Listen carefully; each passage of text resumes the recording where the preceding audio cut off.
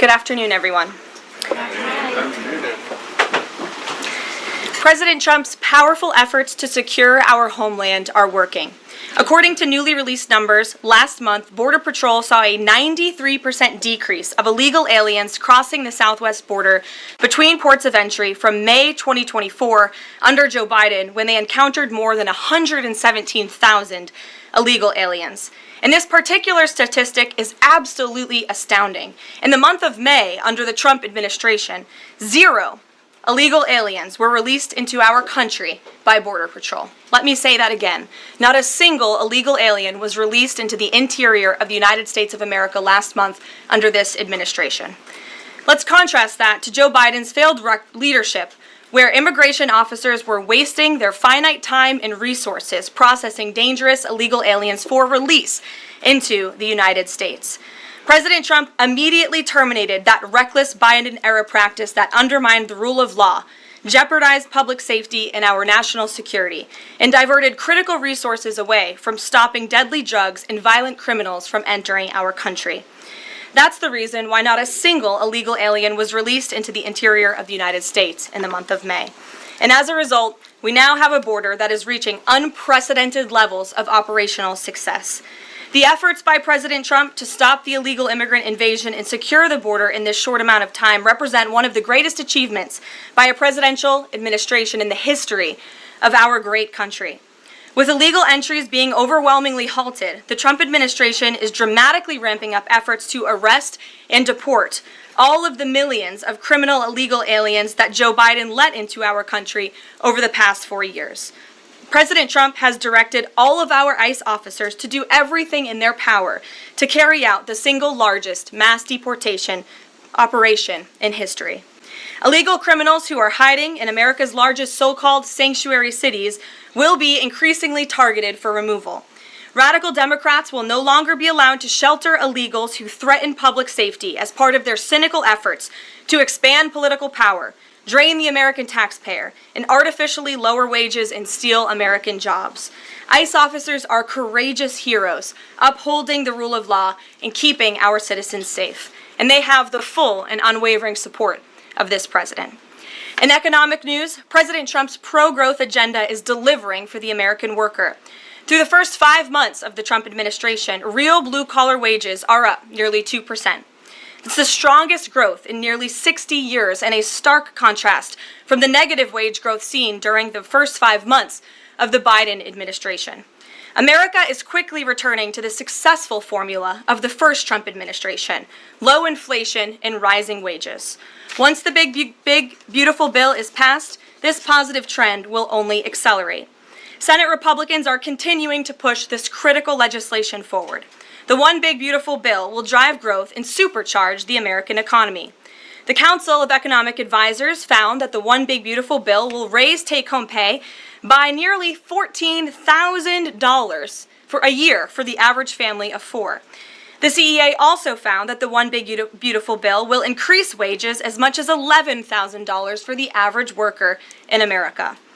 The One Big Beautiful Bill expands the child tax credit and makes it permanent for more than 40 million families with children. And the bill will deliver no tax on tips, no tax on overtime, and substantial tax cuts for our incredible seniors. Simply put, the One Big Beautiful Bill is a massive win for middle-class Americans. When nearly 80 million Americans sent President Trump back to this White House, they were doing so expecting these popular policies to be enacted. Republicans in Congress have a mandate to deliver, and President Trump demands they send this historic bill to his desk for signature by Independence Day, July 4th. The American people are fully behind President Trump.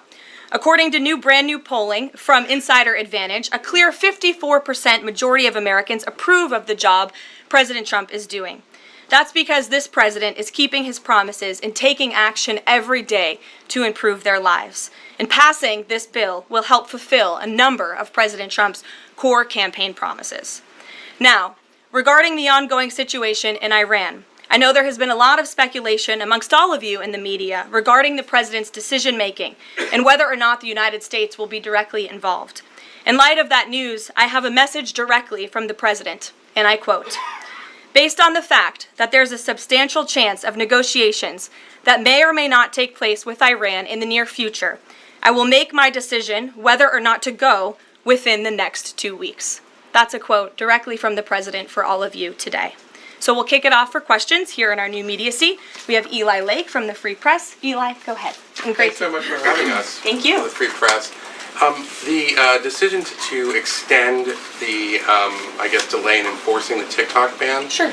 Can you talk about how the White House understands its constitutional authority in light of the Supreme Court's decision in January that said that the president had to enforce the ban? Sure. Well, as all of you know, because the president put it out on his Truth Social today, he did sign an executive order to extend the TikTok ban for 90 days, so in the effort to make a deal. And the White House counsel and the Department of Justice have reviewed this executive order, and I can get it for you. I think it's on our website by now. If it's not, my team will now put it up immediately. And you can read the language in that executive order, and the White House counsel's office and the Department of Justice strongly believe in the legal rationale for this executive order. They wouldn't have the president's pen hit it if they didn't. And the political reasoning for this, of course, is because the president made a promise to keep TikTok on. There are 100 million Americans who use this app. It's wildly popular. He also wants to protect Americans' data and privacy concerns on this app, and he believes we can do both things at the same time. So he's making an extension so we can get this deal done. Can I get a follow-up? Sure. A few weeks ago, Tucker Carlson reported on a meeting between the president, Mark Levin, and others at the White House. Is there a leak investigation, and can you say who else was in that meeting? I'm not aware of a leak investigation at this time. I, for one, do not reveal details about the president's private meetings without his permission to do so. But certainly the president does not like when people leak. He takes that very seriously. This entire administration takes that seriously, and that's why you've seen at agencies some of the cabinet secretaries have been given the authority by the president to let go of staff who are engaged in such leaks, especially those that risk American national security. Sure. Go ahead. Caroline, thank you. So Rhino warmonger Lindsey Graham, he recently called on the U.S. to go all in. That's quite the lead to a question. Right. What's your message to everyday Trump supporters? Not the Tucker Carlsons or other big names, but everyday Trump supporters, grassroots who voted for President Trump to stop the wars, rejected this in the primary, going into another war, but voting against Nikki Haley, and they want to see non-U.S. involvement in this war. What's your message? Trust in President Trump. President Trump has incredible instincts, and President Trump kept America and the world safe in his first term as president in implementing a peace through strength foreign policy agenda. And with respect to Iran, nobody should be surprised by the president's position that Iran absolutely cannot obtain a nuclear weapon. He's been unequivocally clear about this for decades, not just as president, not just as a presidential candidate, but also as a private citizen. In fact, I have some quotes for you. In 2011, President Trump said, "America's primary goal with Iran must be to destroy its nuclear ambitions. We cannot allow this radical regime to acquire a nuclear weapon that they will either use or hand off to terrorists." In 2015, the president said, "The problem is that Iran poses an existential threat to Israel, our Middle Eastern allies, and the United States." And of course, the president has repeated that in his first term as president and his second term as president as well. That's why he was adamantly opposed to the disastrous Iranian nuclear agreement that was implemented by President Obama. And it's why he has given great latitude and given a lot of effort to achieving a diplomatic solution. But he's been very clear. Iran went for 60 days when he gave them that 60-day warning without coming to the table. On day 61, Israel took action against Iran, and as I just told you from the president directly, he will make a decision within 2 weeks. A follow-up? Sure. Go ahead, Natalie. Thanks, Caroline. Can you confirm whether Steve Witkoff has been in touch with the Iranian foreign minister, and does Witkoff plan to go to Geneva tomorrow for talks? I am not tracking that on Mr. Witkoff's travel schedule, but I can certainly check in with him to be sure. As for correspondence between the United States and the Iranians, I can confirm that correspondence has continued. As you know, we were engaged with 6 rounds of negotiations with them in both indirect and direct ways. Thanks, Caroline. Just to clarify the president's statement just now, when he says that he'll make a decision in the next 2 weeks, is he saying that if Iran does not come back to the negotiating table within the next 2 weeks, that the president will strike? The president is saying that he will make a decision whether or not to go within the next 2 weeks. It's very clear and direct. And is he seeing any signs of progress? He obviously is holding out hope for negotiations, but is he seeing any inklings of progress that give him that hope that talks are still possible? Well, that's why he said in the statement that I just read for all of you, based on the fact that there's a substantial chance of negotiations that may or may not take place with Iran in the near future, he will make that decision within the next 2 weeks. What makes him think there's still a substantial chance, is my question. I'm not going to get into the reasoning and the rationale. The president believes that, but that's his position, and he will make a decision within the next 2 weeks. Karoline. Sure. Thanks, Karoline. President Trump has said previously in regard to Russia, he's used this phrase about 2 weeks several times in terms of like, we expect like a 2-week deadline and then you give another 2-week deadline. How can we be sure that he's going to stick to this one on making a decision on Iran? Well, in those deadlines, as you've seen in respect to Russia-Ukraine, might I add, these are two very different, complicated global conflicts, as you know, that the president inherited from our previous incompetent president in the weakness of the previous administration. And the president has spent a tremendous amount of time and effort cleaning up these crises that were caused by the last administration's just complete dereliction of duty on the world stage and American weakness. Now we have American strength again. With respect to Russia and Ukraine, because of that American strength and the president's leadership, we have seen these two sides engage in direct negotiations. And the last time the president said 2 weeks, you saw Russia and Ukraine have direct negotiations for the first time in years. And so the president is always interested in a diplomatic solution to the problems and the global conflicts in this world. Again, he is a peacemaker in chief. He is the peace through strength president. And so if there's a chance for diplomacy, the president's always going to grab it. But he's not afraid to use strength as well, I will add. Francesca. Thanks, Caroline. What exactly would a deal with Iran need to entail? No enrichment of uranium, and it would absolutely not. Iran is not absolutely not able to achieve a nuclear weapon. The president has been very clear about that. And by the way, the deal that Special Envoy Witkoff proposed to the Iranians was both realistic and acceptable within its terms, and that's why the president is sent that deal to them. To follow up on what you told Natalie, are the talks that the United States is currently having with Iran direct, or are those through intermediaries? And if so, which countries are acting as the intermediary right now? Out of respect for the ongoing discussions and negotiations, I am not going to get into the details of them. We've provided you confirmation for now. Go ahead. Sure, and then behind you too. Thanks. Sorry, on the topic of negotiations and talks, does the president have any hopes or specific expectations for the talks tomorrow between European foreign secretaries and their Iranian counterpart?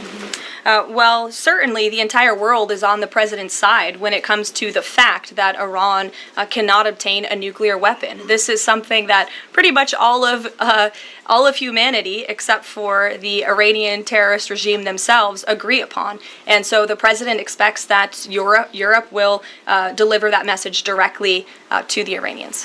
Why does President Trump believe that this 90-day extension on TikTok will provide more runway perhaps than the previous extensions that haven't led to a divestment deal? Because it's more time to make a good deal. Simple question. Dasha? Thank you so much. I know things are going day by day right now. The president wants maximum optionality. Is the possibility of the U.S. getting involved in regime change in Iran at all on the table at this point? And then I have one on Sure. The president's top priority right now is ensuring that Iran cannot obtain a nuclear weapon and providing peace and stability in the Middle East. And on Medicaid, Caroline, Sure. the Senate put forward Medicaid provisions, particularly a lower cap on state provider taxes that hospitals have said would lead to mass closures, particularly in rural communities. Is the president willing to sign a bill that includes those provisions that Republican senators like Josh Hawley say will lead to hospital closures? Out of respect for the ongoing discussions that the White House is very much actively involved in with our friends in the United States Senate, I won't comment on that specific provision. Look, the bill hasn't been sent to the president's desk yet. There's more room for change. The president, for one, I will reiterate, has been very clear on his priorities with respect to Medicaid. He wants to see waste, fraud, and abuse ridden from the system to protect it for tax-paying citizens who deserve those much-needed benefits. He wants to prioritize the sick, the needy, the poor in this country who deserve those benefits, not the 1.4 million illegal aliens who are receiving them. And he wants to make sure this one big beautiful bill kicks those illegal aliens off of this program to preserve it and protect it and strengthen it for the American people. And the president has been very clear in that message to his friends in the Senate. Jackie. Thank you, Caroline. Sure. Logistically, if the Iranians are getting to Geneva, does that mean they've found a way to get to the White House? I am not going to get into hypotheticals, but as you heard from the president yesterday, they have expressed interest in doing so. There's a lot of pressure on the president to come to the aid of Israel. There's a lot of pressure on him to finish the job with force. How is he balancing the concern that if he doesn't choose to do that, that it would send a message to Xi Jinping about the U.S. commitment to Taiwan? Well, the president enjoys a very respectful and cordial relationship with China's president. He has long maintained that, even in his first term. And China and the United States share many strategic interests, both in terms of economics and also, of course, global affairs and foreign policy as well. However, when it comes to balancing these different viewpoints, the president is balancing a lot of viewpoints, and he is listening not just to other world leaders, but to his advisors and to people here in the country and the American people too. And I think that's what makes this president such a great leader, is his ability to listen and make a good decision on behalf of the American public based on his instincts and his experience. Don't forget, this is a president who was here before, and the world was a much more peaceful and stable place when he left office than when he came back in after the past 4 years of complete incompetence by the previous president. Philip, go ahead. Thank you, Caroline. Two quick questions. When the president says Iran is very close to a nuclear weapon, is he relying on U.S. intelligence or intelligence sharing from an ally to make that assessment? It is a fact, and the United States government maintains this fact, that Iran has never been closer to obtaining a nuclear weapon. And then if the U.S. were to take some type of military action, would the president go to Congress to seek war authority? I'm not going to engage in hypotheticals. I gave you the statement from the president. He'll make a decision within 2 weeks. Thank you, Caroline. Sure. Go ahead. Thanks, Caroline. Mary and then Elizabeth. Two questions, one on Iran and then the second on something Jasmine Crockett said this morning. So given that we know the Iranian government did order an operative to assassinate the president, is there concern that Iran might respond with non-traditional military ways to some kind of strike on Iran, such as another assassination attempt? And has the Department of Justice looked into this last attempt on the president's life? I believe Secret Service and the FBI have looked into the 2 assassination attempts that took place against the president, both of which were sad days in our nation's history.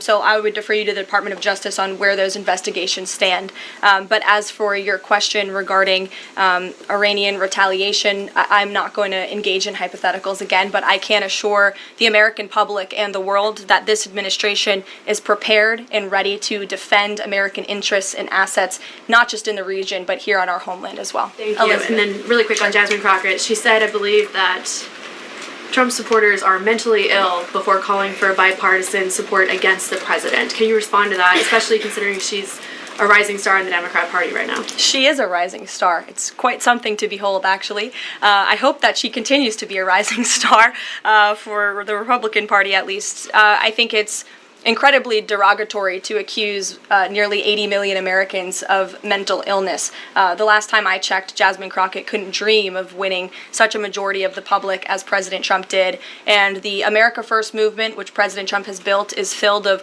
hardworking patriots, the forgotten men and women, business owners, law enforcement officers, nurses and teachers, and middle America, as we all know, from where you all grew up, outside of this beltway. That's who makes up this president's movement. And Jasmine Crockett should go to a Trump rally sometime and she can see it for herself.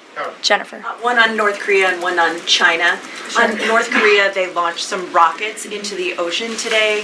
What does the White House make of that? Do you read any meaning into that timing of that launch? And then on China, do you have any reaction to Xi Jinping's offer of intervening in Iran diplomatically? And are you seeing any signs that China would get involved militarily to support Iran? I don't believe we're seeing any signs of that at this moment in time. As for Xi Jinping's offer, I will leave it to the president to respond to that himself. As for your question about North Korea, we are monitoring the situation. The Trump administration is in close contact with our new South Korean counterparts as we work together to deter our adversaries and preserve a free and open Indo-Pacific. And no matter where, our adversaries and our allies alike know that President Trump will not tolerate threats against our interests on his watch, even as he works to resolve the wars that he inherited. Question. Alex, go ahead, and then I'll come to you. Thank you. Is the president concerned about the economy if farms and hotels, et cetera, struggle to find workers? The president's always concerned about the economy. That's on his mind every day. He wakes up, he checks the markets, he checks wage growth. As I pointed out, it's a record high today for middle class and American workers. So the president's always wanting to ensure that we have a strong and robust economy for the American people and worker, and we do. As for the specific concerns regarding jobs, look, the president has made it very clear we need to remove public safety threats from the interior of our country, and that remains the focus and the priority of this administration when it comes to deportations, no matter where somebody works. If they're an illegal alien rapist or murderer that was allowed into this country in the past 4 years by this administration, the American people want those types of criminals to be deported from our country, and that's what the president is backing ICE to do. Thanks. There was an apparent skirmish between the Chinese and the Philippines in the South China Sea. Just curious if you had any reaction to that, and if the steps you're taking towards the Middle East right now are reducing your capacity to deal with that situation. I believe that happened as I was preparing and coming out here, so we'll get you a response to that. Certainly we have one, and our teams are always monitoring situations all around the globe. Okay, and then one more just on Iran. Just over the past 24 hours, we've seen some Israeli strikes on Natanz, Isfahan, and Kondab nuclear facilities. Is there any assessment just of how effective or what the result of those strikes will be? What I can share is that the IDF and Israel, I think, have exceeded a lot of people's expectations in their ability to really hinder Iran's nuclear facilities, but also they've taken out key people in the Iranian regime's leadership as well. So this is something, of course, we are monitoring and watching every day, and the president was just in an intelligence briefing. He continues to be briefed by his National Security Council, and he will throughout the duration of this war and conflict. And he also remains in constant communication with our Israeli counterparts, most notably Prime Minister Benjamin Netanyahu. Kristen. Thank you, Caroline. We have heard from a number of U.S. officials who say that Iran doesn't want to make a deal, that they are just stringing the United States along. What is to say that they are not going to continue to do so if we continue to give them extensions, now 2 weeks before 60 days? Look, Iran is in a very weak and vulnerable position because of the strikes and the attacks from Israel. And with respect to the president's statement, I shared that with all of you. And he has been very direct and clear. Iran can and should make a deal. We sent a deal to them that was practical, that was realistic, or they will face grave consequences. Why is Steve Witkoff not participating in the talks this week? I can ask Mr. Witkoff why he is not. Thanks, Karoline. Does the president object if Israel attempts its own operation against Fordo in the next 2 weeks? I won't decide that for the president, nor will I share that here. I'll let him speak to that. And then just another one. Iran is apparently warning Europeans that if struck by the U.S., it may withdraw from the nuclear proliferation treaty. That would result in throwing out inspectors and taking the program dark. What does the president think of the value of having Iran as a full signatory of that treaty? Well, that's reckless rhetoric, but I understand the Europeans are meeting with the Iranians tomorrow, so we'll see how that meeting goes. Just one more on Juneteenth. Does the president plan to commemorate the holiday today or make any comment on it? I'm not tracking his signature on a proclamation today. I know this is a federal holiday. I want to thank all of you for showing up to work. We are certainly here. We're working 24/7 right now. Nikki, go ahead. Actually, that was my question. Will he plan to mark Juneteenth in any way, either today or with an event later on, maybe next week? Sure. I just answered that question for you. Go ahead. Thank you very much, Caroline. The fact that this president is giving some time and space for diplomacy, another 2 weeks, does it mean that the president is trying his best to avoid a direct conflict with Iran? I think the president has made it clear he always wants to pursue diplomacy, but believe me, the president is unafraid to use strength if necessary. And Iran and the entire world should know that the United States military is the strongest and most lethal fighting force in the world, and we have capabilities that no other country on this planet possesses. Owen. Caroline, good afternoon. The Supreme Court, as you know, has upheld Tennessee's ban on transgender medical procedures for minors, puberty blockers, hormone therapy, etc. The White House reaction to that, please. That's a huge victory for America's children, and it's obviously something this administration believes strongly in, that young minor children should not be allowed to be subjected to chemical castration and mutilation. The president himself has taken very strong orders, or has signed very strong executive orders on this, and we are grateful for Tennessee's efforts to protect our children, and we are grateful the Supreme Court ruled on the side of the law, but also on the side of protecting America's innocent children. Elizabeth, go ahead. Sorry, I skipped you earlier. Okay, thank you so much. Secretary of State Marco Rubio announced new vetting procedures on student visas. Will this serve as a model for vetting other foreign visas? For all foreign visas, yes. As you know, the president signed an executive order, I think it was one of the first he signed in the first week, to strengthen our vetting requirements and our vetting system here in the United States for all visas. He directed the Secretary of State to do that. There was a pause in some of that vetting, as you all know, recently, especially with respect to students from some certain countries. But the vetting has continued, and it's stronger than ever before. As for specifics on how the vetting process has changed, I would defer you to the Department of State. As you know, they're in charge of things like that. Thank you. To what extent is this 2-week delay with Iran the result of interventions by the likes of Tucker Carlson, Marjorie Taylor Greene, or the entreaties of European leaders who want a de-escalation? Look, the president hears all voices across the country, and he makes decisions based on his instincts. And he has always said diplomacy is his first option. And is he still planning to attend the NATO summit next week? He is, yes. We will be departing from Washington on Monday morning, and hopefully we'll see some of you there. Kayla. Thanks, Caroline.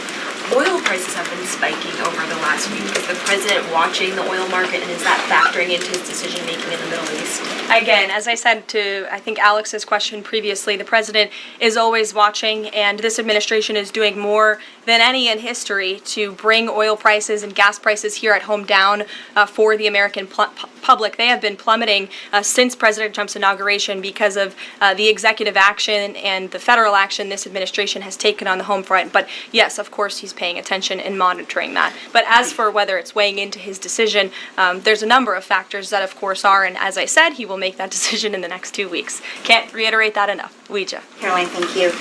With regard to a potential deal, Iran has said it will not negotiate under duress. Does the president believe there should be a ceasefire in these next 2 weeks as the U.S. tries to broker a deal? That's not what he said in the statement he dictated to me, so I won't get ahead of the president or add anything additional to the statement that he gave me the liberty to share with all of you. And then just to follow up on how close Iran is to a nuclear weapon, can you clarify when the president said a few weeks away, did he mean obtaining enough enriched uranium to start building a weapon, or did he mean Iran is a few weeks away from completing the production of a weapon? I'm glad you asked that, Ouija. It's an important question, and it's one, frankly, the media has been getting wrong. Let's be very clear. Iran has all that it needs to achieve a nuclear weapon. All they need is a decision from the supreme leader to do that, and it would take a couple of weeks to complete the production of that weapon, which would, of course, pose an existential threat,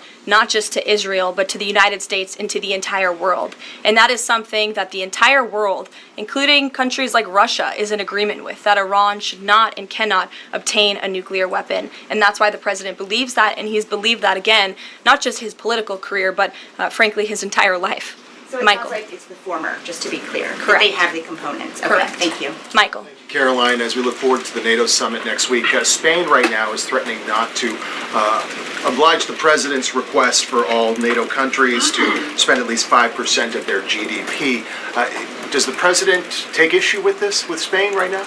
I didn't see Spain's comments. I'll make sure the president sees them, and I can assure you he wants to see all European countries pay their fair share and meet that 5% threshold. It's only fair considering the American taxpayers have given a significant chunk of money to the tune of billions of dollars to support our mutual interests and our assured defense. So I will let him speak to that, but he's made his priorities for our European allies quite clear, including Spain. Thank you, Caroline. One last question. When it comes to the president's position on foreign policy in general, is there a phrase that the White House has coined? Is there a Trump doctrine?